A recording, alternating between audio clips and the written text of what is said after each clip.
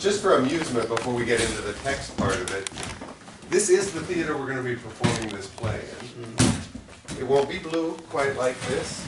Not really working on acting here. I may tell you some things, like this is what the words say, but this is what I think is behind it, kind of things. Or here's this nice little historical anecdote that I cannot resist telling you.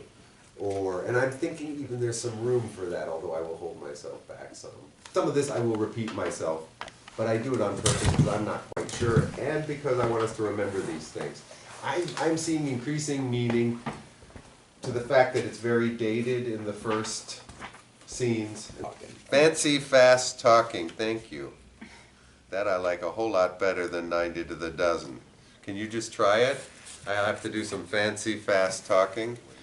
Be a bit more careful. Be a bit more careful, John. I'm sure we've lost some already along the way. Then I'll have to do some fancy fast talking so they won't notice when they count. See, immediately it means something to me instead of me stopping to think, what the hell does that arcane weird phrase? Too modern?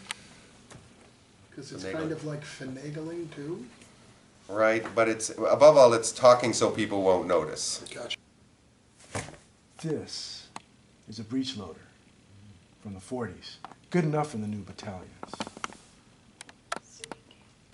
A decent, you're fine. How would you? You're A decent chesspo. Chaspo. I don't even know how that's pronounced. It's a piece of. It's an old stock rifle. It's the finest, newest stuff. Okay. It's the newest iPhone. Okay. With look at this. It's got an eye recognition thing in it. That's a breech loader from the 40s. Good enough for the new battalions. A decent chesspo costs the state 70 francs. And you and your sword own her, do you? Nice, isn't he? Nice and fat. He doesn't look bad on the siege, does he? Now that's a phrase. Does that work for you on the siege? I don't know what that means. That I also find. So I'm picturing us. You see the Wild Bunch? You know those guys at the end of the scene when they're really tired before they're about to go off? Uh-huh.